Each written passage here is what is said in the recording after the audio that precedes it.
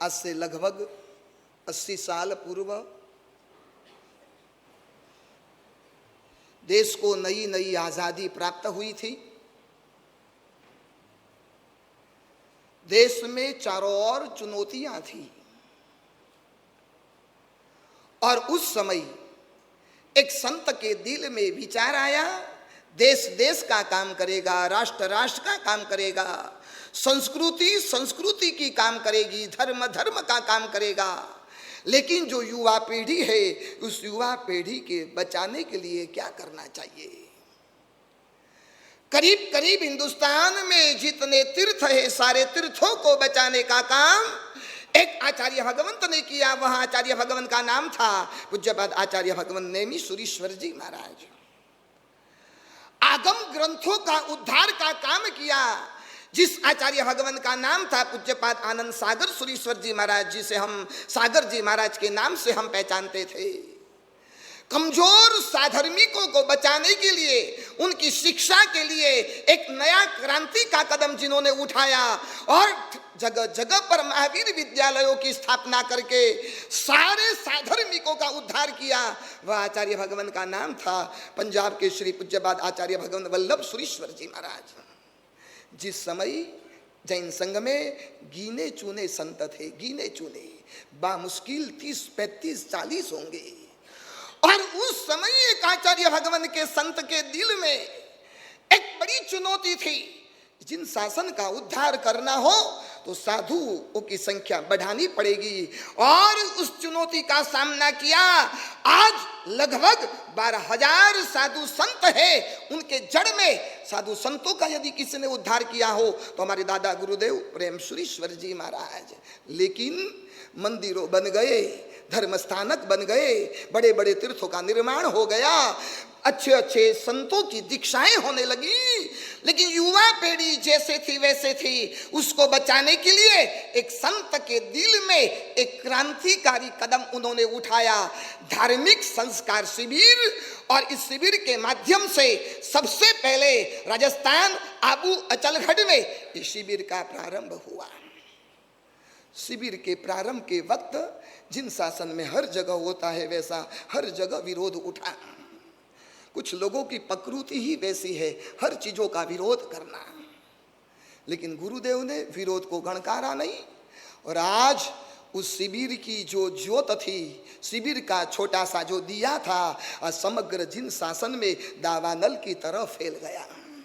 जगह जगह पर हर समुदाय, हर पक्ष, हर संप्रदाय शिविरें करने लगे, और जो पक्ष का विरोध था शिविर नहीं करनी चाहिए, ऐसे युवाओं को नहीं बुलाना चाहिए, पास के लिए फीस नहीं लेनी चाहिए, जीवनवार नहीं रखना चाहिए, विरोध करने वाले पक्ष ने भी शिविर का प्रारंभ किया।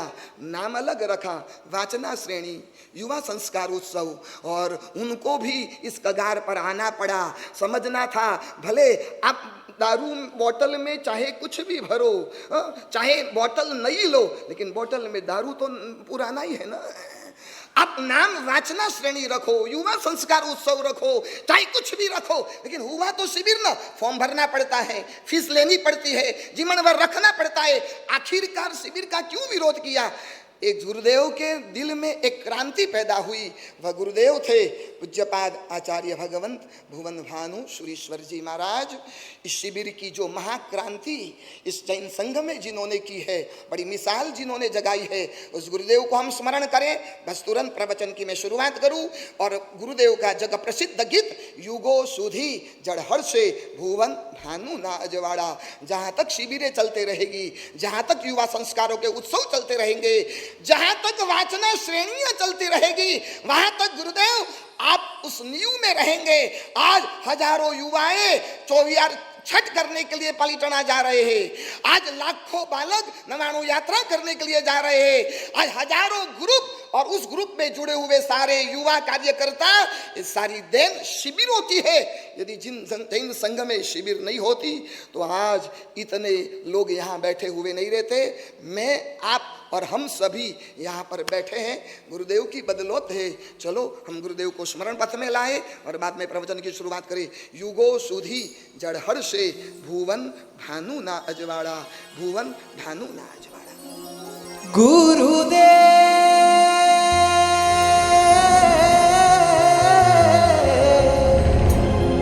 गुरुदेव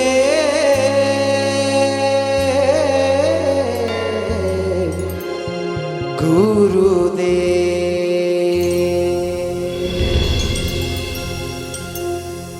युगो सुधी जड़ हर्षे भुवन भानु ना अजवाड़ा युगो सुधी जड़ हर्षे भुवन भानु ना अजवाड़ा करी सके ना कोई तारा गुणो ना सरपाड़ा केम भूलीशु तुझने हो जिन शासन ना रखवाड़ा युगो सुधी जड़ हर्षे भुवन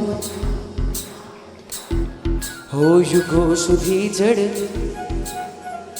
भाई आज का टॉपिक क्या पता है आपको? अहो जिन शासनम सुनने के लिए ना खून भी थोड़ा सा गर्म होना चाहिए। ऐसे ठंडे खून के साथ गाने का भी मजा नहीं आ गया। यहाँ पे जितने भी है युगो सुधी जड़ हर्षे भुवन हरे युगो सुधी जड़ हर्षे भुवन भानु ना अजवाड़ा करी सके ना कोई तारा गुणो ना सरपाड़ा केम भूलीशु तुझने हो जिन शासन ना रखवाड़ा युगो सुधी जड़ हर्षे भुवन भानु ना अजवाड़ा युगो सुधी जड़ हर्षे भुवन भानु ना अजवाड़ा। हेलो जाओ एक ताली के ताल के साथ जाओ।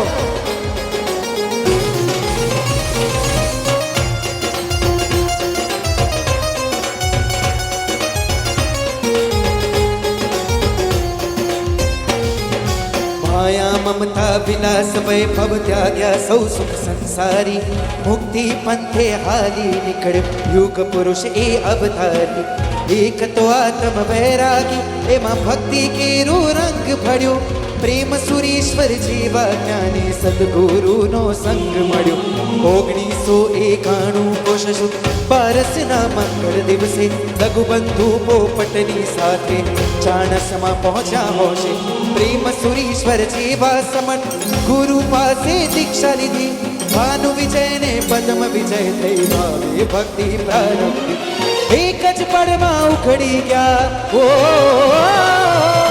एक ज पड़मा उखड़ी गया अंतर ना अतुट तारा युगो सुधी जड़ हर्षे भुवन हरे युगो सुधी जड़ हर्षे भुवन हरे युगो सुधी जड़ हर्षे भुवन भानु ना अजवाड़ा युगो सुधी जड़ हर्षे भुवन भानु ना अजवाड़ा। गुरुदेव गुरुदेव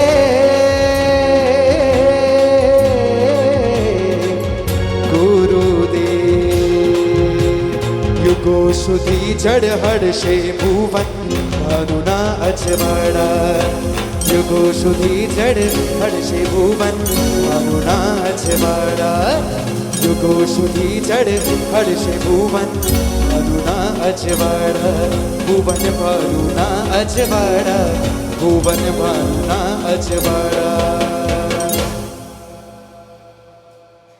यदि सम्यक बलात् प्रतिमो भवादृशानां परमस्वरूपम् कुवासना पाप विनाशनाय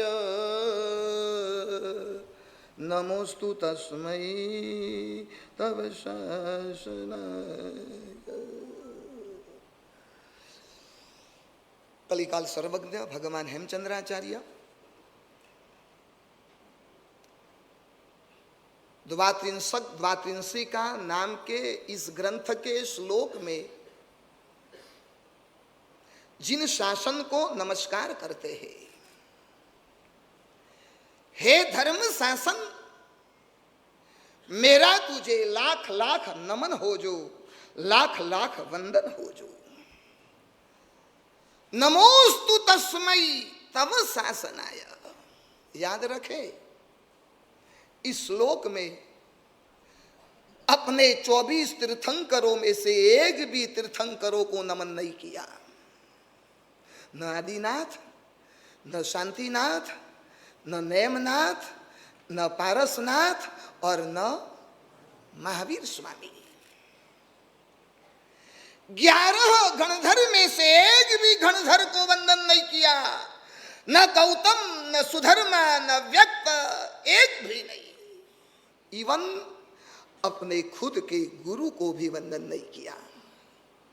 केवल नमस्कार किया हो तो एकमात्र किसको किया?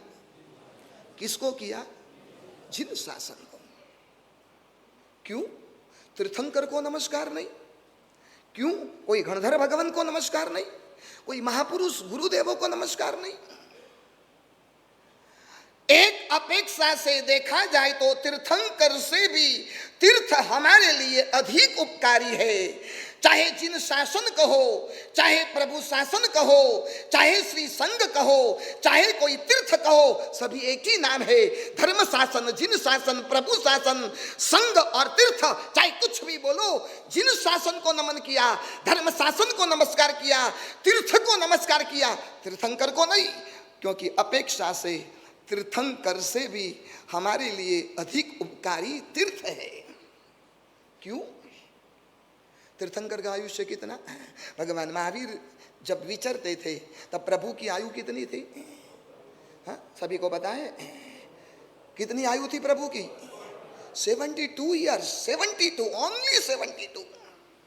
प्रभु तो चले गए, लेकिन प्रभु के विदाई के बाद, प्रभु की अनुपस्थिति में जो ये दुनिया पर जो उपकार करने वाला है, और 1000, 2000, 3000 साल तक नहीं, 21 हजार साल तक जिनका उनका उपकार रहने वाला है, वो तीर्थंकर नहीं, वो तीर्थ का उपकार है।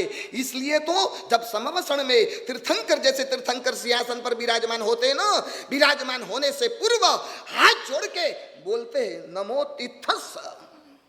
मैं इस तीर्थ को नमस्कार करता हूं, क्योंकि इस तीर्थ ने मुझे इस भूमिका तक पहुंचाया।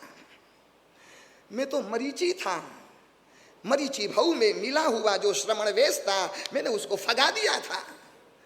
इस श्रमण वेश के त्याग करके मिथ्या धर्म में मैं चला गया था, और मिथ्या धर्म की स्थापना मैंने की थी। लेकिन कहा मैं मरीची के भाव में, और मरीची के भाव में अज्ञान की कीचड़ में फंसी हुई मेरी आत्मा आज निकली, और समवसन में बैठकर तीर्थंकर रूप में मैं विराजमान हुई। उसमें ताकत मेरी नहीं है, ये ताकत भगवान के शासन की है।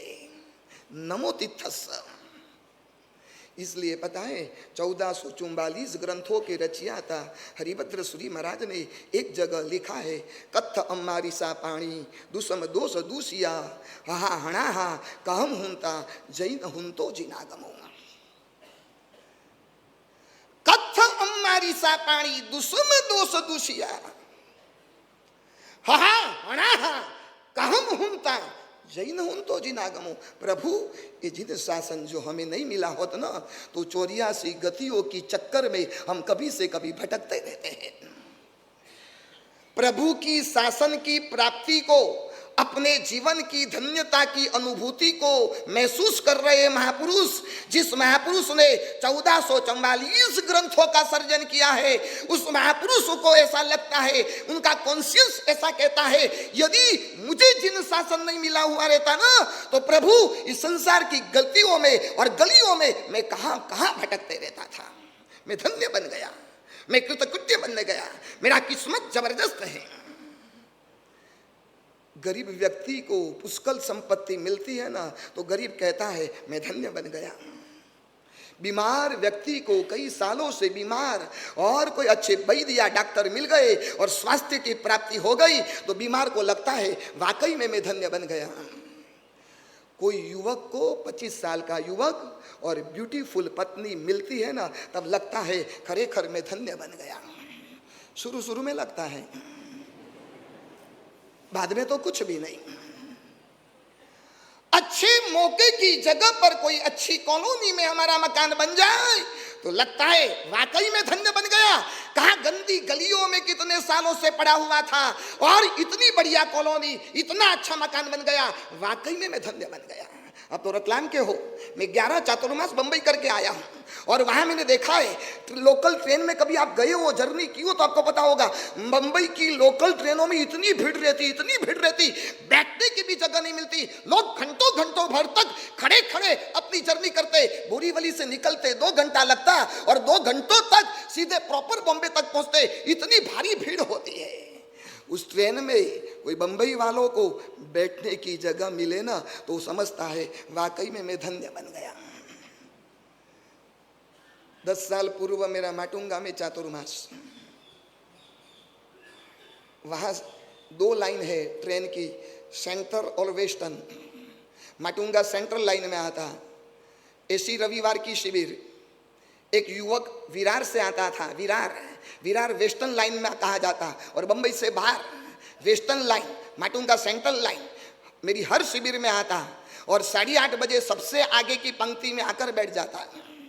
एक दिन मैंने पूछा तू कहाँ से आता है? गुरुदेव विरार से आता हूँ। और विरार से आता है बिफोर टाइम, 9:30 बजे का टाइम, 8:30 बजे। गुरुदेव बाद में पीछे आऊँ और पीछे जगह मिले, मजा नहीं आती सुनने में, तो आगे ही मजा आई। उस समय तो मैं माइक का उपयोग भी नहीं कर रहा था। गुरुदेव पीछे सुनने में मजा नहीं आती, आगे सुनने में मजा आती, और गुरुदेव बहुत आनंद आता है, ठेठ विरार से आता हूँ। मैंने कहा विरार से 8:30 बजे निकलता कब है? कम से कम विरार से माटुंगा आने में 3 घंटा लगता, 3 घंटा। कितने बजे निकला? स्टेशन पर गया, टिकट ली, टिकट लेकर बैठा, वेस्टर्न लाइन, दादर से ट्रेन बदलना पड़ता है, सेंट्रल लाइन में आना पड़ता है। बाद में माटुंगा स्टेशन पर उतरा और टैक्सी में बैठकर तू माटुंगा था। कितने बजे निकलता? और टिकट लेने में आधा घंटा तो चला जाता, इतनी लंबी लाइन लगती है। तब उस युवक ने मुझे कहा गुरुदेव टिकट कौन लेता है? बिना टिकट से ही मैं माटुंगा आ जाता हूँ। तो मैंने पूछा टीसी बीसी कोई पकड़ता नहीं? गुरुदेव आपका आशीर्वाद है ना। मेरा बेटा चोरी वो करता, नाम मेरा देता, आपका आशीर्वाद है। हाँ? चोरी वो करेगा। मैंने टीसी को बोलेगा कि कुलबोधी महाराज ने भेजा है, वो तेरे बजाय मुझे कारागृह में डाल देगा। गुरुदेव टिकट ही कौन लेता है?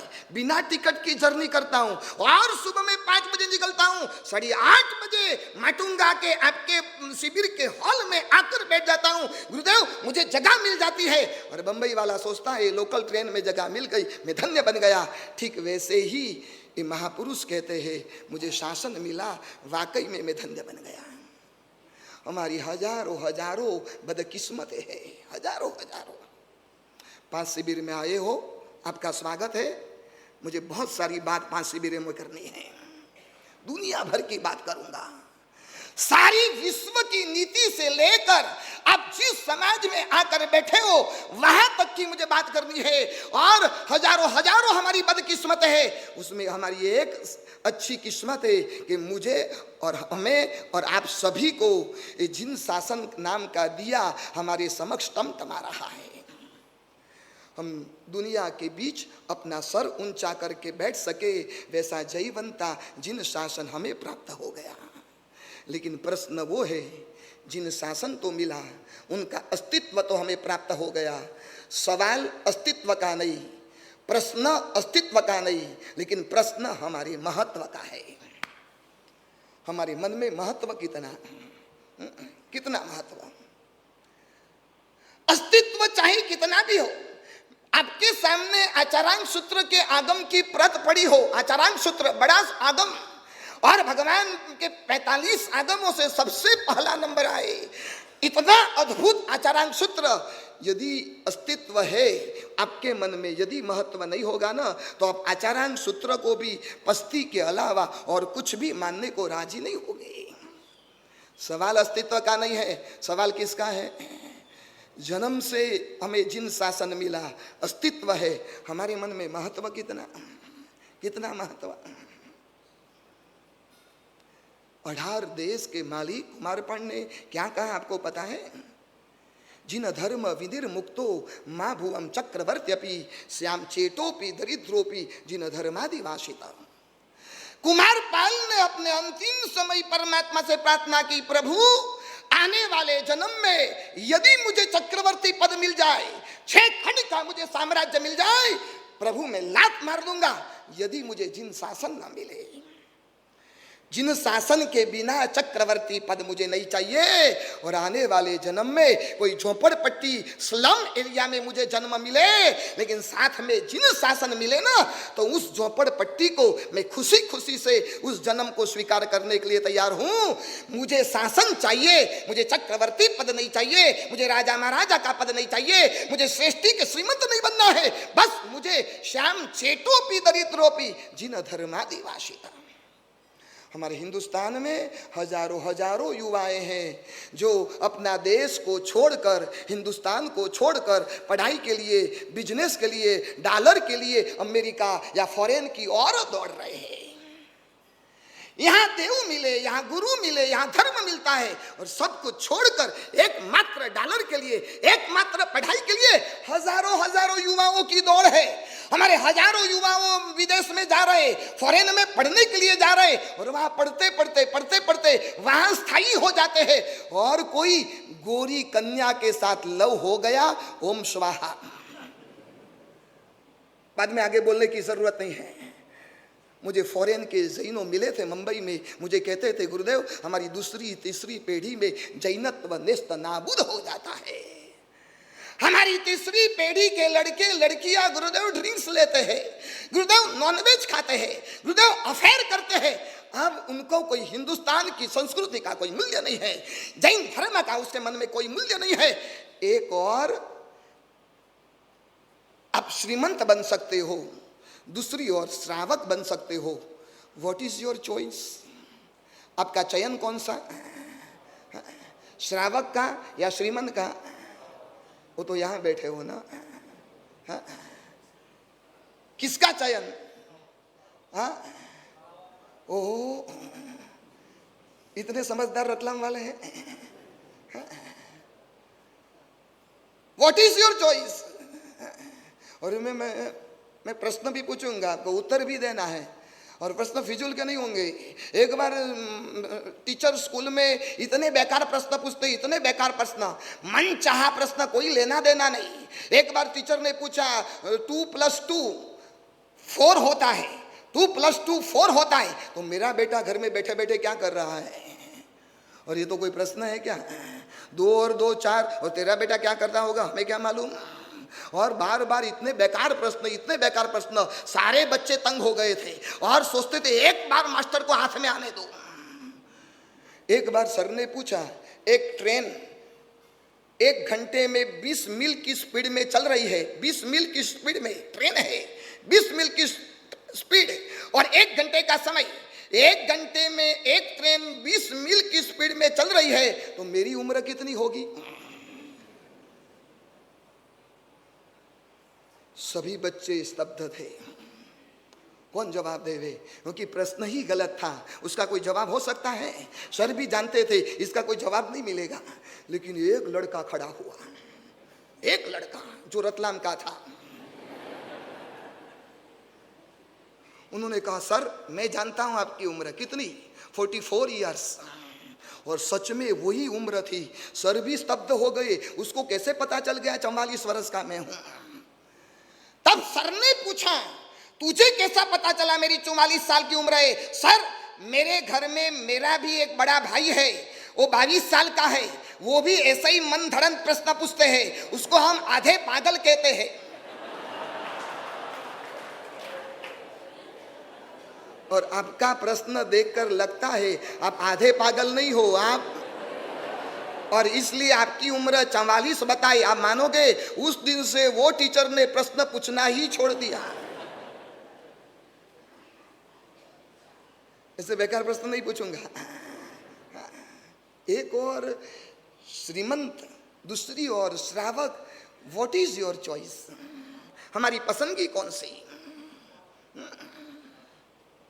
अस्तित्व हमारे आकर्षण का कारण नहीं है, महत्व ही हमारे आकर्षण का कारण है। एक बालक ने अपने पिता के जेब में से एक कागज उठाकर सामने दुकान वालों के पास गया और बाद में अपने पिताजी से कहा, डैडी मैंने आपके जेब में से कागज निकाला ना, और वो कागज दुकान वालों को दिया, मैंने उल्लू बना दिया। क्यों, कैसे? मैंने एक कागज दिया ना, उसके बदले में मुझे 10 चॉकलेट मिली। बाप ने अपनी जेब तलाशी, तब पता चला 100 रुपये गायब थे। 100 रुपये में बेटा तुझे उल्लू दुकानदार ने तुझे बनाया कि तूने दुकानदार को बनाया? 100 रुपये में तो 100 चॉकलेट मिल सकती थी, और तू कहता है एक कागज दिया 10 चॉकलेट मिल गई। बेटा पूरा डिब्बा मिल सकता था 100 रुपये में। तुझे समझ नहीं है 100 रुपये का अस्तित्व है, लेकिन बालक के मन में उसका क्या नहीं है? महत्व नहीं है। जिन शासन का महत्व कितना कितना आपको पता नहीं है। गणधर भगवंतों ने जय वीराई सूत्र में प्रभु के समक्ष डिमांड रख दी। क्या रखी आपको पता है? भवे भवे तुम चलनानम, भवे भवे तुम चलनानम। प्रभु ये जिन शासन हमें भवो भव तक मिलता रहे, इस जन्म में नहीं, आने वाले जन्म में, उसके बाद के जन्म में, जन्म जन्म तक इस जिन शासन के में प्राप्ति होते रहे, भवो भव तुम चलनानम। और इसलिए तो उदय रत्न जी महाराज ने गाया ना, भवो भव तुम चरणों सेवा, वो तो मांगू छू देवाधिदेवा। आने वाले जन्म में जिन शासन की प्राप्ति हुए, वैसी आपकी भावना, वैसी आपकी उम्मीद, वैसी आपकी इच्छा, इस भव में जो जिन शासन मिला है वो आने वाले भव में मिले। चलो जिन शासन की बात जाने दो। इस जन्म में जो पत्नी मिली है वो पत्नी आने वाले जन्म में मिले तो राजी? वहां क्यों देखते हो? मेरे सामने देखो ना। हाँ चैतन्य जी,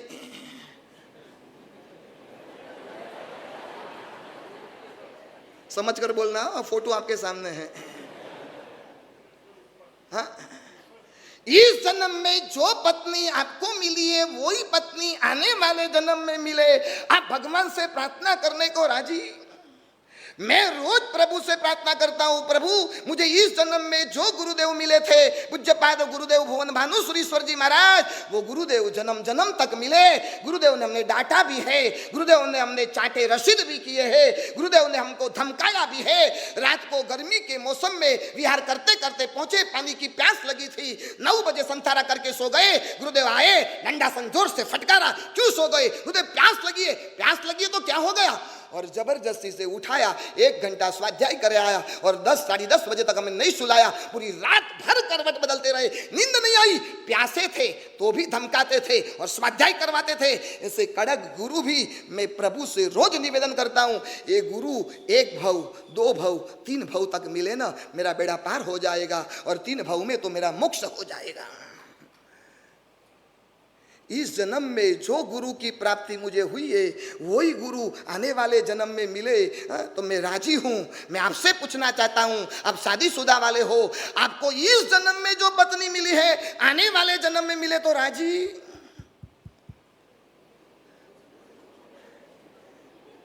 बहनों को मजा आ गई। महिलाएं पूछती है, ये सवाल तो हम नहीं पूछ सकते थे गुरुदेव, अच्छा किया आपने पूछ लिया। भाई कुछ तो बोलो। हाँ?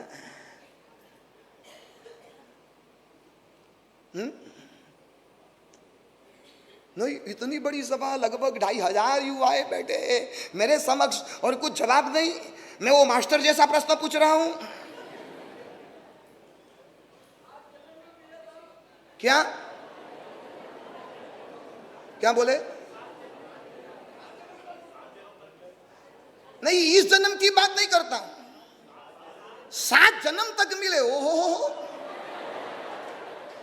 आपकी पत्नी को मुझे नमस्कार करना पड़ेगा। 7 जन्म तक। मैं पिछले 30 साल से शिविरों करता हूं और मैंने हर शिविर में प्रश्न पूछा है, लेकिन किसी ने मुझे नहीं कहा 7 जन्म तक मिले। 1 जन्म में थके हुए थे, 7 जन्म कहा, मुझे 1 रतलाम मिला। नई नई शादी हुई थी, पत्नी चाहती थी पति ऑफिस से आए घर पर बाजार में से, मैं उनके साथ थोड़ी बातचीत करूं, लेकिन जैसे ही पति घर पर आता ना, एक किताब लेकर बैठ जाता पढ़ने के लिए। पति की इच्छा थी, लेकिन पत्नी ने सोचा कि उनको कुछ काम होगा, ठीक है मैं कल बात करूंगा। दूसरे दिन जैसे ही आए किताब लेकर बैठ गए, और तीसरे दिन रोज रोज का क्रम। पति थक गई, नई नई शादी, थोड़े कुछ बात करना चाहती हूँ, और आप किताब लेकर बैठ जाते हो। बाद में पत्नी ने क्या क्या बताए, घर में मंदिर था, मंदिर में जाकर प्रार्थना करने को बैठ गई। यहाँ पति किताब पकड़ता और वो प्रार्थना करने के लिए बैठ जाती, रोज प्रार्थना। एक दिन पति ने पूछा कि तू भगवान को प्रार्थना क्या करती है? मैं किताब पकड़ता हूँ, तू प्रार्थना में बैठ जाती है, कौन सी प्रार्थना? तब पत्नी ने बताया, मैं भगवान से प्रार्थना करता हूँ आने वाले जन्म में मैं किताब तो बनूं, ताकि कम से कम आपके हाथ में तो रह सकूं। अब मानोगे, दूसरे दिन से वो युवक किताब छोड़कर वो भी प्रार्थना में बैठ गया। पत्नी ने पूछा, आप कौन सी प्रार्थना करते हो? मैं भगवान से यही निवेदन करता हूं, मेरी पत्नी को किताब बनाना, लेकिन पंचांग का बनाना, ताकि हर वर्ष बदलता तो रहूं। बोलो 7 जन्म पूरे हो गए। हाँ, एक मर पत्नी ने पति से पूछा, आप मुझे कितना प्यार करते हो? कितना? अबे कितना क्या, 1 किलो 2 किलो? कोई उसमें नाप थोड़ी होता है। कितना प्यार करते हो? पति ने कहा कि नहीं, मैं शब्दों में तो कैसे बता सकूं। नहीं, कितना प्यार करते हो बताना तो पड़ेगा, कैसे बताओ? तब पति ने कहा, रोमांटिक मूड में था, तब पति ने कहा, देखो मैं एक मोबाइल हूं और तू मेरा सिम है, और मुझे तेरे बिना नहीं चलता है। पत्नी खुश हो गई, लेकिन धीरे से मन में पति ने कहा, मेरे मोबाइल में 4 सिम रहते हैं। समझे कि नहीं समझे? समझदार को इशारा काफी। अब मुझे आगे कुछ नहीं बोलना है। क्या आपके तो हाल होते हैं। कभी कभी भाइयों को देखता हूँ ना, मुझे बहुत दया आती है, बहुत। उसमें जो पिताजी ऑफ हो गए हो, माताजी घर में है और पत्नी भी घर में है, दोनों माताजी। हाँ, पत्नी और माता के बीच जो तुम्हारी सैंडविच होती है ना, पिछले संडे को मैंने बात की थी, जो आपकी सैंडविच होते हैं ना, हम अक्सर, मुझे तो आपकी इतनी दया आती, इतनी दया आती। मेरे पास लोग आते, मैंने तो 9 साल की उम्र में चारित्र जीवन का स्वीकार किया था। मैं 4 स्टैंडर्ड पढ़ा लिखा साधु हूँ, वो भी गुजराती मीडियम। मुझे न तो इंग्लिश आता न तो हिंदी आता, लेकिन गुरुदेव की कृपा से आज यहाँ पर बैठा हूँ। लेकिन मुझे उस समय वैराग्य नहीं था। 9 साल की उम्र में मुझे गुरुदेव ने बोला दीक्षा लेनी है। जी गुरुदेव, मुझे गुरुदेव इतने पसंद थे, इतने पसंद थे, और मैंने बोल दिया, गुरुदेव आपकी निश्रा में यदि रहना हो तो मैं तैयार हूँ।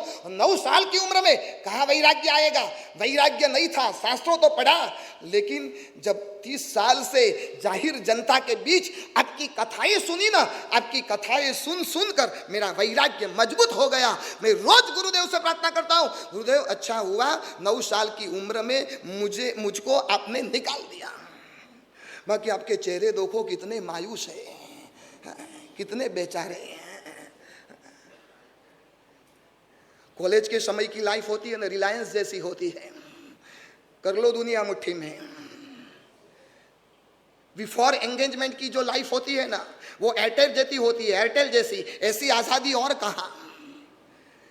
आफ्टर एंगेजमेंट की जो लाइफ होती है ना, एंगेजमेंट के बाद की जो लाइफ होती है ना, वो आइडिया जैसी होती है। एक आइडिया जो बदल दे आपकी दुनिया। और मैरिज के बाद की जो लाइफ होती है ना, वो वोडाफोन जैसी होती है। Wherever you go our network follow ups. और 2-3 संतान होने के बाद जो लाइफ होती है ना, वो BSNL जैसी होती है। इस रूट की सभी लाइनें व्यस्त है। यार तालियां तो बजाओ।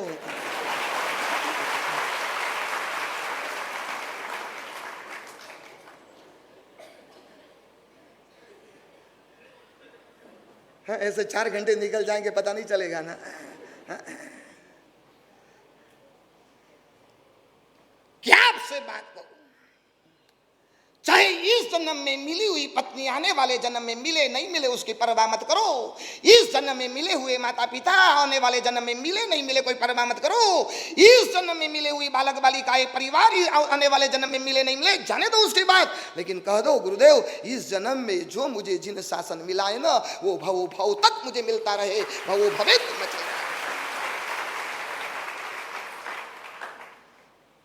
उपाध्याय यशो विजय जी महाराज ने 350 गाथा के स्तवन में बताया, शासन तारु अति भलु जगमा नहीं तस सरी खुरे। तीम तीम मान वाधे अति घणो जिम जिम जुगति सुपर खुरे। सारे दुनिया के धर्म ग्रंथों के साथ प्रभु तेरे शासन का जब कंपेयर करता हूं ना, 400 साल पूर्व हुए महामहोपाध्याय यशो विजय जी महाराज लिखते हैं, तब प्रभु मुझे ऐसा लगता है कि दुनिया के सारे धर्म ग्रंथ बौने हैं, छोटे हैं, जिम जिम जुगति सुपर खुरे, जैसे जैसे डीप में चला जाता हूं ना, वैसे वैसे तेरे धर्म शासन के प्रति मेरा अहोभाव बढ़ते ही जाता। कलकत्ता का एक अजैन पंडित जो ब्राह्मण था, उसके हाथ में एक ग्रंथ आया जिस ग्रंथ का नाम था प्रमाण नई तत्व लोकालंकार। शायद आप नाम भी बोल नहीं पाओगे ठीक तरह से, प्रमाण नई तत्व लोकालंकार। शिविर के बाद 5 प्रश्न पूछे जाएंगे। शिविर की फाइल आपको दी है, वो 5 रविवार तक, हर संडे को नई नई नहीं मिलेगी, ये साली बदरे की पेटी नहीं है, हर संडे को नहीं मिले। आज आपको लेकर जाना है, आने वाले संडे को वापस लेकर आना है, तो आप उसका उपयोग करना, कुछ ना कुछ आप लिखते रहना, जो भी पॉइंट आपको पसंद आए लिखते रहना, ताकि पता तो चले। अब ऐसा हो गया ना, आपका लिखने की आदत ही चल गई, लिखने की आदत। मोबाइल जब से आ गया ना, तब से लिखना ही आप भूल गए, इसलिए लिखाने की कोशिश करता हूं। ये शिविर की फाइल आपके घर में पड़ी रहेगी, आपका बेटा होगा, उसका जब बेटा होगा, और उसका बेटा मतलब आपका पोता सोचेगा 50 साल के बाद, मेरे दादाजी के अक्षर हैंडराइटिंग कैसे थे, तो निकालो 2023 की फाइल, गुरुदेव की शिविर, और तब आपका पोता हाथ जोड़कर दर्शन करेगा, वाह इतने बढ़िया हैंड राइटिंग। आपके पोते के लिए भी लिखो, मेरे लिए मत लिखो, तो लिखना कुछ कुछ। प्रमाण नई तत्व लोकालंकार। और किताब खोला, एक सूत्र पढ़ा, अकारादि को पदगली को वर्ण, अकारादि को पौद्गली को वर्ण, और सूत्र पढ़ा, कुर्सी से उछल पड़ा। उस रूम में, वह कमरे में, जिस कमरे में वो किताब पढ़ रहा था, वो किताब अपने सर पर रखकर वो हरिशंकर भट्टाचार्य जिसका नाम था, वो ब्राह्मण दिग्गज पंडित जोर जोर से नाचने लगा। वाह कमाल कर दी, कमाल। आज तक दुनिया के सारे आर्य धर्मों ने जो बात नहीं बताई, वह बात जिन शासन ने बताई, जैन ग्रंथों में बताया, अकारादि को पदगली को वर्ण। सारी दुनिया एक ही आवाज से कहती है कि जो शब्द है ना मेरे मुंह से निकलता, आपके मुंह से निकलते हुए शब्द, वो आकाश का गुण है। आकाश के गुण को कोई कैचअप नहीं कर सकता है। लेकिन एक जैन धर्म वैसा है, वो पौद्गली को मतलब उसको पौद्गलिक मानता है, मतलब उसको कैचअप किया जाता है, उसको पकड़ किया जाता है। और वही तो प्रूव है, वही तो साबिती है। आप यहां से अमेरिका फोन करो, आपकी आवाज सीधी कहां पहुंचती है? अमेरिका तक पहुंचती है। कंप्यूटर, लैपटॉप, ये सभी इस सूत्र पर डिपेंड है। अकारादि को पौद्गली को वर्ण। सारी दुनिया कहती है कि शब्द आकाश के गुण है, और आकाश जैसे निर्लिप है वैसे शब्द को पकड़ा नहीं जाता, लेकिन जैन धर्म के अनुरूप ये शब्द को पकड़ा जाता है। और साइंस ने प्रूव कर दिया है।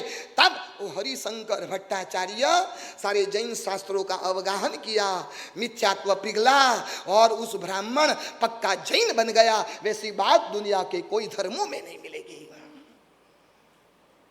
क्या आपसे कहूं, अहो जिन शासनम। हमको बताए मुस्लिमों की दया कहां तक आती है, कहां तक? इस्लाम कहता है कि हमारे बिरादरी के लोगों को बचाओ, बाकी सारे काफर है, काफर को काट डालो, मार डालो, खत्म कर डालो, कोई पाप नहीं है। इस्लाम को, मुसलमानों को केवल मुसलमानों की दया होती है, उसके अलावा दुनिया के सारे ईसाई, सारे बौद्धिस्ट, सारे हिंदू सभी काफर है। काफर को काटने में कोई पाप नहीं है। क्रिश्चियन लोग थोड़े आगे बढ़े, वो बोलते हैं कि ऐसा नहीं, मानव सेवा वही प्रभु सेवा, उनका सूत्र है। दुनिया के सारे मानवों की रक्षा करो, सारे मानवों की। इसलिए तो मदर टेरेसा हिंदुस्तान में आए, कलकत्ता में अपना आश्रम बनाया, और कलकत्ता के गली गलियों में जहां गरीबी थी, गरीबी से जो लोग पीड़ित थे, रोग से पीड़ित थे, उनकी सेवा करने लगे। नहीं, हमारे यीशु भगवान का ऑर्डर है, यीशु भगवान का आदेश है, सारे मानवों की सेवा करो। हालांकि उनका उद्देश्य उनका उद्देश्य धर्म बदलने का था, धर्म को चेंज करने का था। वो बात जाने दो, आज मुझे वो बात नहीं करनी है। लेकिन मैं ये कहना चाहता हूं, ईसाई लोग कहते हैं गाय को काटो, उसमें कोई पाप नहीं, गाय का खून पीने में पाप नहीं, गाय का मांस काटने में कोई पाप नहीं। लेकिन मानव सेवा, प्रभु सेवा, मुसलमान अपने मुसलमान से आगे उसकी दया नहीं बढ़ी, ईसाइयों की दया थोड़ी आगे बढ़ती है और समग्र मानव समाज के लिए इनकी दया फैल जाती है। चलो आगे बढ़ो। सनातनी लोग, हिंदू धर्म वाले आते हैं, वो बोले खाली मानव तक हमारी करुणा नहीं है, हमारा विजन तो दुनिया के सारे पशु पंछियाँ, जितने भी पेड़ है सभी को हमें बचाना है।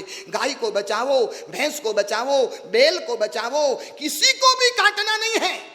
अभी अभी रतलाम में 350 पेड़ काटे गए रात के समय में 12 बजे और हजारों पंछियां खत्म हो गए। और इनकी चिल्लाहट आपने सुनी थी? नहीं, हिंदुस्तान की संस्कृति नहीं है, सनातन धर्म की हमारी संस्कृति नहीं है। और वो कहते हैं छोड़ छोड़ में रण छोड़, हिंदुओं का सूत्र है, हर छोड़ में रण छोड़ का पास है। मुसलमान मुसलमान के लिए सोचते हैं, ईसाई समग्र मानव समाज के लिए सोचते हैं, हिंदू सारे पशु पंछियां तक और पेड़ तक उनकी नजर जाती है। लेकिन जो पानी के बूंद में जीव है, जो अग्नि में जीव है, जो हवा में जीव है, पत्ते के एक एक पेड़ पेड़ में जो जीव है, उनकी रक्षा कौन करेगा, उनको कौन बचाएगा? भगवान महावीर कहते हैं उसमें भी जीव है। और प्रभु कहते हैं आप मानवों को बचाओ, आप पशु पंछियों को बचाओ, लेकिन पृथ्वी काय, अप काय, देव काय, वायु काय और वनस्पति काय की रक्षा के लिए महावीर आगे आ जाते हैं। खबरदार, इस किसी को किसी ने विराधना की हो तो उसको बचाने की जिम्मेदारी मेरी है।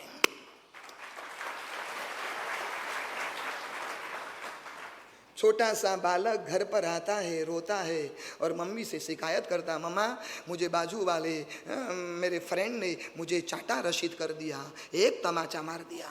माँ सीधी नीचे उतरती और अपने बेटे का पक्ष लेकर खड़ी हो जाती, मेरे बेटे को क्यों मारा, कौन सा अपराध था उनका, उनके मारने की क्या आवश्यकता थी? और माँ अपने बेटे को बचाने के लिए मैदान में चली आती है। बस डिट्टो माँ का रोल महावीर बना रहे हैं। और महावीर कहते हैं पृथ्वी काय, अब काय, देव काय, वाव काय, डोंट टच। उसका क्या अपराध है, क्यों उनकी गलती, कौन सा अपराध, क्यों मारते हो? उस सबको बचाने की जिम्मेदारी मेरी है। जिन शासन कभी भी किसी को मारता नहीं, कभी किसी को मारने की सोच भी करता नहीं। चैतन्य जी ने कहा ना, अहिंसा, अनेकांतवाद और अपरिग्रह, ये तो हमारी बुनियादी बात है, हमारे महावीर के जीवन का एक प्रिंसिपल है। आज तक दुनिया में कितने जिहाद हुए, कितने क्रूसेड हुए, कितने वॉर हुई, धर्म के नाम पर लोग लड़ते रहे। इतिहास उठाकर पढ़ो तो सही, जैन धर्म ने कभी वॉर लड़ी हो तो, जैन धर्म ने कभी धर्म के नाम पर युद्ध लड़ा हो तो दुनिया में एक उदाहरण आपको नहीं मिलेगा। सारे धर्मों ने अपनी जनसंख्या बढ़ाने के लिए कितने अत्याचार किए, कितने लोगों का खून किया। आप एक बार इतिहास पढ़ लो, तब आपके चकाचौंध हो जाएंगे, आपके रोंगटे खड़े हो जाएंगे। हमारे जैन साधुओं के लिए एक लाख सोनामोर, यदि जैन साधु की हत्या करके एक डेड बॉडी यदि भेजा जाए तो राजा की ओर से 1 लाख सोनामोर मिलती थी। एक समय था, उस समय में जैन आचार्यों का, जैन मुनियों का खून होता था, जैन मंदिरों का खात्मा हो जाता था, मूर्तियों तोड़ने में आती थी। उस समय भी जैन लोग अहिंसक रहे, उन्होंने लड़ाई नहीं लड़ी। जिन शासन कहाँ है, जिन शासन कहाँ प्राप्त होगा, जिन शासन की प्रभावत। I ask you one question, I ask you one question, what is the biggest work of Jin Shasan? What is the biggest of Jain शासन? सबसे बड़ा जिन शासन का कार्य कौन सा, कौन सा बताओगे? आपकी क्या मान्यता है? हाँ, तीर्थों को बचाना। और आगे? हाँ, जियो और जीने दो, बाद में जीमो और जीमने दो। हाँ, समाज को आगे बढ़ाना। और बोलो, बढ़िया। हाँ, हर आत्मा में परमात्मा, बहुत सुंदर बात है। अहिंसा परमो धर्म। हाँ, आप बाहर निकले और आपका कोई जूता उठा कर गए, आप उसको गले लगाओगे ना? अहिंसा परमो धर्म। हाँ, बोलो ना, आपके दिमाग में क्या सोच है, मुझे पता तो चले। I ask you one question, what is the biggest work of Jin Shasan? जिन शासन का सबसे बड़ा कार्य कौन सा है? सबसे बड़ा। चैतन्य जी, आप जैन विधायक हो, आप पद पर बैठे हो और हम चाहते हैं कल आप मंत्री बने, आगे जाकर आप मुख्यमंत्री भी बने, हम चाहते हैं। लेकिन जिन शासन का यदि आप कार्य करना चाहते हो ना, एक काम करो, 5000 लोगों की जैनों की शिविर लगाना ना, वो जिन शासन का सबसे बड़ा कार्य नहीं है। 1 लाख लोगों को पलिटना समेत शिखर लेकर यात्रा करवाना, छड़ी पाली संग निकालना, वो भी जिन शासन का बड़ा कार्य नहीं है। हजारों बालकों को नमाणु यात्रा करवाना, वो भी जिन शासन का बड़ा कार्य नहीं है। सारा वर्षी तक पूरा साल भर का खर्चा आप अकेले निकालो, वह भी जिन शासन का बड़ा कार्य नहीं है। जिन शासन का मुझे यदि पूछो ना Gurudev, what is the biggest work of Jin Shasan, तो मैं डंके की चोट पर कहूंगा ये सब जिन शासन के कार्य है। मना नहीं करता हूं, विरोध नहीं करता हूं, लेकिन सबसे बड़ा जिन शासन का कार्य हो ना, तो आप शासन के बन जाओ और शासन आपका बन जाए, और कुछ नहीं चाहिए। आप शासन के बन जाओ और शासन आपका बन जाए।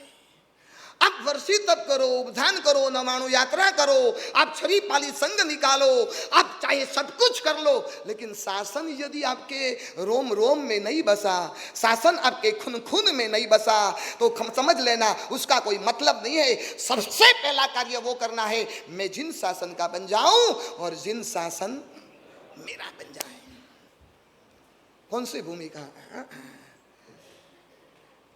मेरा शरीर जिन शासन के लिए काम नहीं लगे तो किसके लिए? मेरी बुद्धि का उपयोग जिन शासन के लिए नहीं करूं तो और किसके लिए करूं? मेरा समय, मेरी संपत्ति का उपयोग जिन शासन को प्रदान नहीं करूं तो और किसके लिए करूं? एक बार बोल दो बस, जिन शासन मेरा और मैं जिन शासन का। एक बार। बड़ी आफत में है जिन शासन। जिन शासन की कल कैसी थी मैं आपको बताऊं? आज मुझे ये बताना चाहता हूं, घड़ी के सामने मत देखना। थोड़ी गर्मी लगे तो जिन शासन के लिए सहन कर लेना, थोड़ा पांव इधर उधर हो जाए तो दिक्कतें आप सहन कर लेना। बस प्रभु शासन के लिए 3 घंटा 3.5 घंटा एक ही बैठक आप नहीं बैठेंगे। जिन शासन की कल भव्य थी, सत्ता के क्षेत्र में, संपत्ति के क्षेत्र में, सामर्थ्य के क्षेत्र में, सौंदर्य के क्षेत्र में, जिन शासन के श्रावक श्राविकाओं का कोई मुकाबला नहीं कर सकता था। हमारे हाथ में सत्ता की बागडोर थी, बागडोर। और कुमारपाल महाराजा, संप्रति महाराजा, ऐसे ऐसे बड़े बड़े राजा महाराजा हो गए। और कुमारपाल राजा के वक्त मारना शब्द भी बोल नहीं सकते थे, ये ताकत थी हमारी। सत्ता, संपत्ति, संपत्ति कितनी अमाप समाप थी हमारे पास, बताएं क्या? मुझे मुंबई में मंगल प्रभात जी लोढ़ा मिले थे, चैतन्य जी, महाराष्ट्र के वो विधायक है, अभी शिंदे सरकार में वो मंत्री भी है। उन्होंने मुझे कहा था, उस समय तो शिंदे सरकार नहीं थी, खाली विधायक थे। उन्होंने मुझे कहा था, गुरुदेव एक समय था हमारे पास वोट बैंक नहीं थी, लेकिन हमारे पास नोट बैंक थी। सारे पॉलिटिक्स के लीडर हमारे जैनों के पास दौड़े दौड़े दौड़े दौड़े चले आते थे, क्योंकि हमारे पास नोट थी। गुरुदेव हम तो वोट बैंक तो नहीं बना पाए, लेकिन नोट बैंक भी हमारे हाथ में से चली गई। अब अंबानी और अदानी इतने बड़े बड़े हो गए और इतनी नोट बैंक दे रहे हैं ना, अब मोदी को जैनों की जरूरत नहीं है। अब उनको कोई जरूरत नहीं है, न तो हमारी नोट बैंक बची, न तो हमारी वोट बैंक बची। जाओ मध्य प्रदेश के भोपाल की विधानसभा में हमारे जैनों का आवाज उठाने वाले विधायक कितने? जाओ दिल्ली में, आजादी के वक्त जब नेहरू गांधी की पहली सरकार बनी ना, तब हमारे 1 नहीं 2 नहीं 3 नहीं जैन सांसद थे। कितने थे पता है? 60 जिन सांसद थे। और आज 2024 की लोकसभा में मोदी सरकार में शायद, मुझे तो पता नहीं, चैतन्य जी कोई है, एक भी हमारा सांसद नहीं है। ये हमारे जैनों की नालिश ही नहीं है। कहां पहुंच गए। न हमारे हाथ में से सत्ता है, न हमारे पास संपत्ति है, न हमारे पास सामर्थ्य है, कोई ताकत हमारे पास नहीं। कल हमारी भव्य थी, अब बोलने की जरूरत नहीं है। कल की बात छोड़ो, जो गया हो गया, गॉन इज गॉन। आज क्या है, प्रेजेंट में बोलो। आज प्रेजेंट में हमारी जैनों की हिंदुस्तान में आबादी 0.4% है, 0.4%। आर्थिक तंत्र हमारा आज भी मजबूत है। हर क्षेत्र में देखो, हर क्षेत्र में देखो, जैन व्यापार धंधा का क्षेत्र में आगे है, लेकिन हमारा सत्ता के केंद्र में हमारा क्या चलता है। 2024 के इलेक्शन में मैं चाहता हूं पूरे हिंदुस्तान भर में से 550 जितने सांसद दिल्ली में बैठते हैं, कम से कम 50 सांसद जैनों के चाहिए, चाहे वो दिगंबर हो, चाहे श्वेतांबर हो, चाहे स्थानकवासी हो। तालियां बजाने से कुछ नहीं होगा। तालियां मुझे खुश करने के लिए मत बजाओ, अब ताल ठोको। तालियां बजाने की जरूरत है। सारा विपक्ष एक और रहा है, मोदी को हटाओ, मोदी को हटाओ। सारे भ्रष्टाचारी एक साथ मिले हैं, सारे भ्रष्टाचारी। मैं तो कहता हूं, सोनिया गांधी के पुत्र की आपको दया आती हो तो आप कांग्रेस में चले जाओ। शरद पवार की बेटी की सुप्रिया सुले की आपको दया आती हो तो एनसीपी में चले जाओ। आदित्य ठाकरे जो उद्धव ठाकरे का पुत्र है, आपको उसकी दया आती हो तो शिवसेना में चले जाओ। लेकिन आपके बालक बालिका की शील संस्कृति सदाचार की दया आती हो ना, तो मोदी के साथ चले जाओ।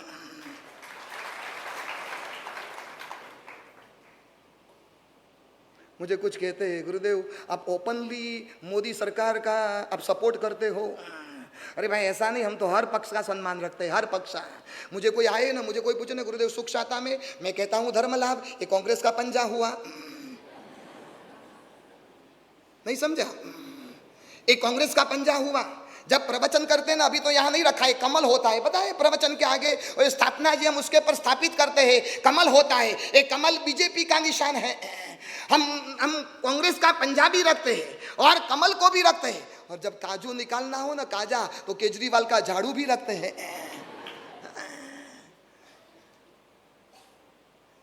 सत्ता, संपत्ति, सामर्थ्य, कौन सा क्षेत्र बाकी रहा, कौन सी भूमिका। कम से कम इतना तो करो, मैं जिन शासन का बनूं और जिन शासन मेरा बने। आपको पता है, राणकपुर के मंदिर का दर्शन किया, वहां धर्मशाह की मूर्ति देखी, जिन्होंने ये अप्रतिम मंदिरों का निर्माण करवाया था। जब मंदिर का कार्य पूर्ण हुआ ना, तब धर्मशाह पोरवाल ने शिल्पी से हाथ जोड़कर निवेदन किया, मेरी मूर्ति इस मंदिर में स्थापित करो। शिल्पी ने कहा, आपकी मूर्ति? आप क्या बोलते हो? हाँ मेरी। क्यों? किस जगह?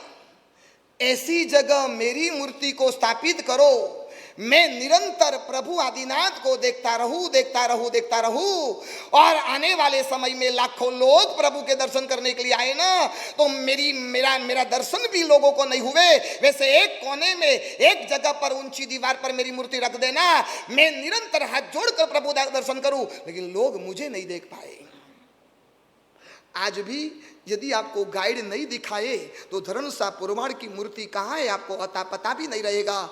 आज भी धर्मशाह पोरवाड़ मौजूद है। मैं उनकी भावना थी, मैं प्रभु का दर्शन करता रहूं, लेकिन मुझे कोई नहीं देखे। बस इतनी उम्मीद आपके पास से रखता हूं, आप जिन शासन की इतनी सेवा करो, इतनी सेवा करो, इतनी सेवा करो कि आप जिन शासन को देखते रहे, लेकिन लोगों को पता भी नहीं चले उन्होंने इतना कार्य किया और आपका काम चलता ही रहे, चलता ही रहे।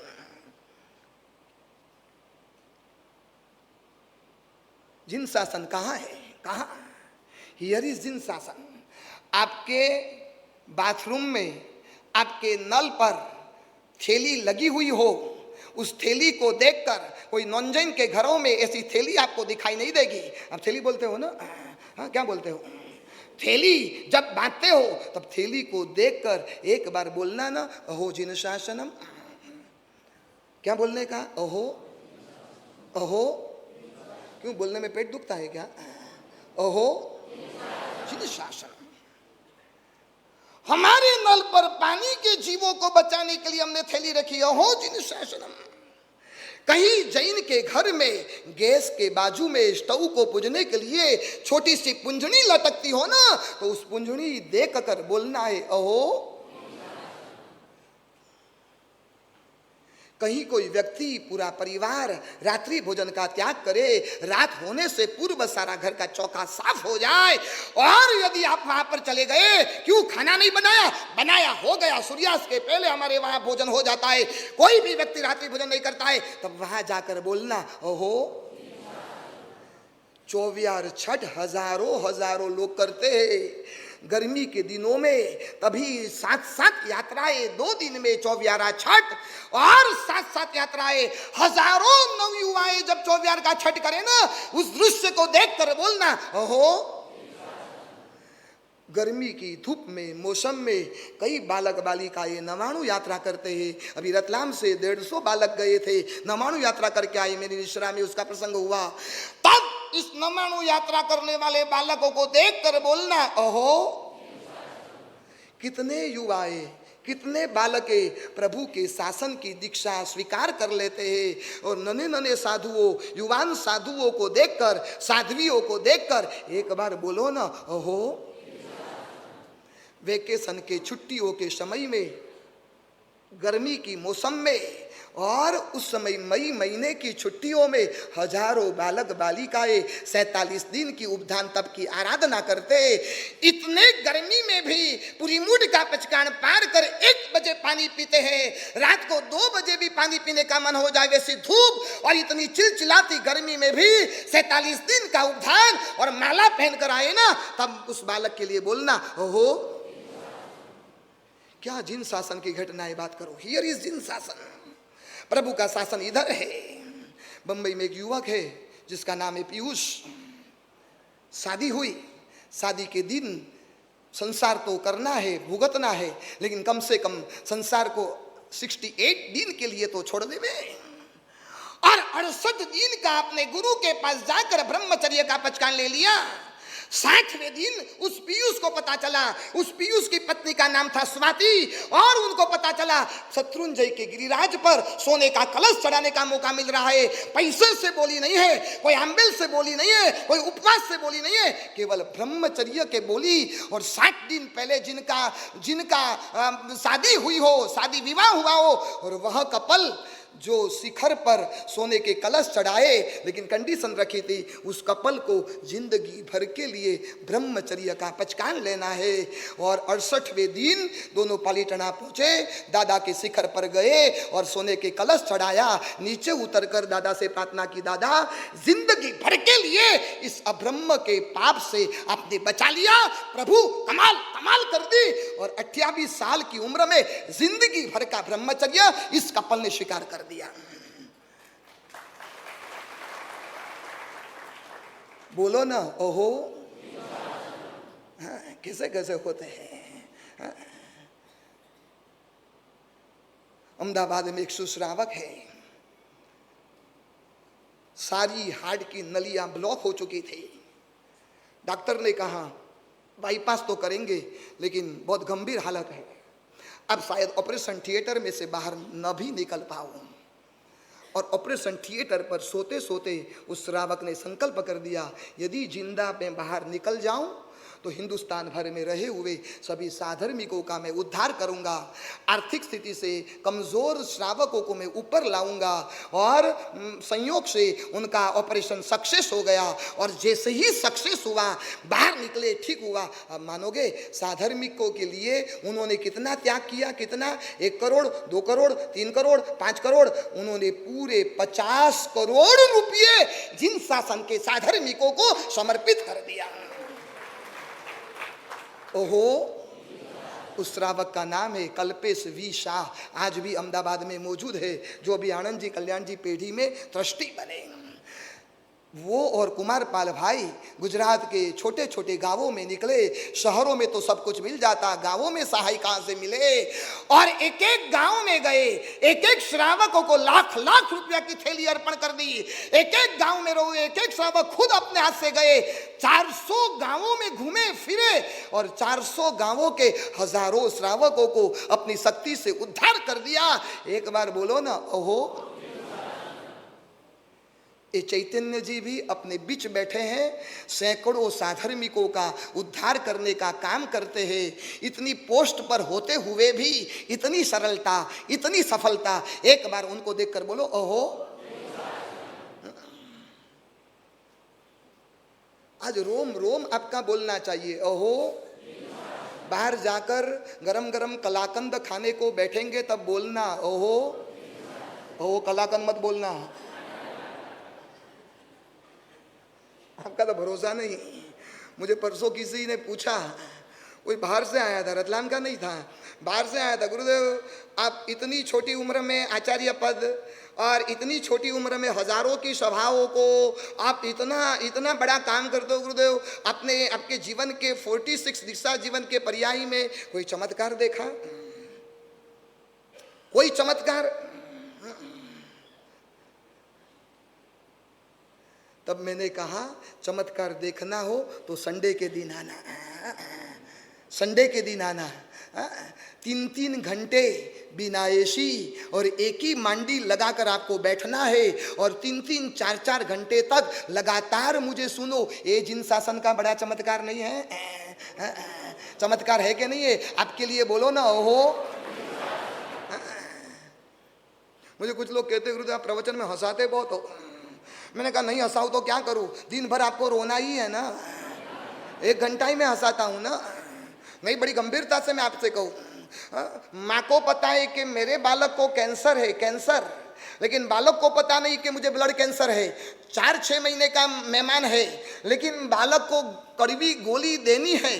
बालक कड़वी गोली के लिए मुंह खोलता नहीं, मगर मुंह दबा कर बैठ जाता, लेकिन उसको पीड़ा का अनुभव है, लेकिन वो बता नहीं सकता। माँ क्या करती बताए? अपनी गोदी में बिठा देती, सुला देती और गोदी में ऐसे जोर जोर से उनको हिलाती, हिलाते हिलाते उनको लोरियाँ सुनाती, उनको चुटकले सुनाते और बालक हंसता, हंसने के लिए मुंह खुलता। जैसे ही मुंह खुलता ना, उसके मुंह में वो गोली डाल देती। आप समझे कुछ? हाँ, आपको भी कैंसर की पीड़ा है, लेकिन आपको पता नहीं कितना खूंखार कैंसर है। वो तो आने वाली शिविर में बताऊंगा कितना भयंकर कैंसर है। आप मुंह दबा कर बैठ जाते हो। नहीं गुरुदेव आपकी टैबलेट नहीं लेनी है, मेरा उपदेश की कड़वी गोली है, कड़वी गोली। आप मुंह नहीं खोलते हो, हंसने के बहाने से मुंह खोलते हो और सीधी टैबलेट डाल देता हूं। देखो डाल दी मैंने।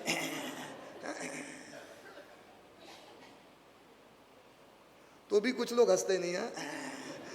जरा मुस्कुराइए ना, ये संतों की सभा में बैठे हो।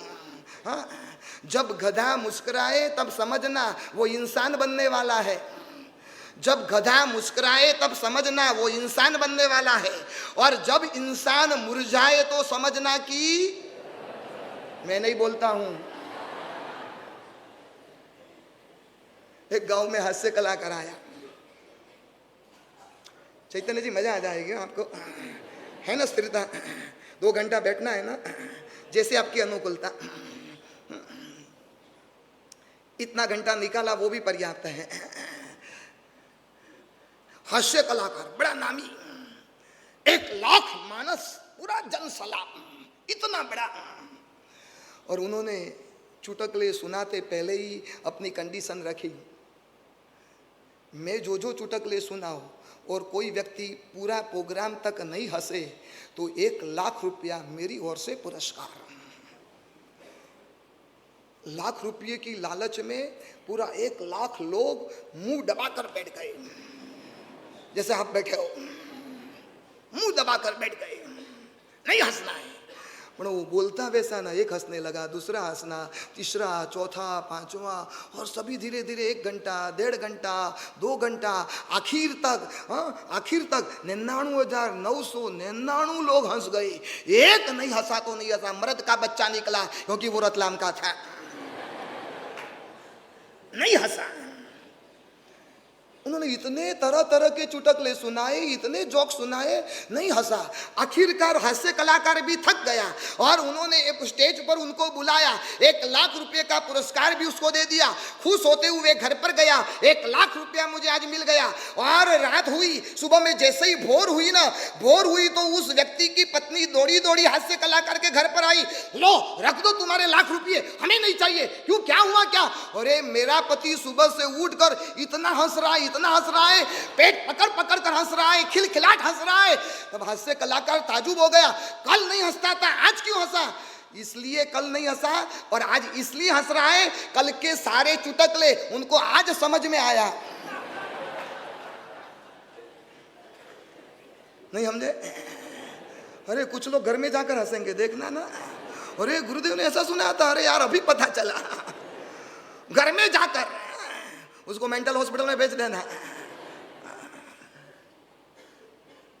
ये चमत्कार नहीं, 2500 लोग बिना एसी, बिना चेयर और मांडी लगाकर 3-3 घंटों तक सुनना और प्रभु के वचनों को याद रखना और जीवन में उतारना, ये सबसे बड़ा चमत्कार नहीं है? ये ताकत मेरी नहीं है, आप ऐसा मत समझना।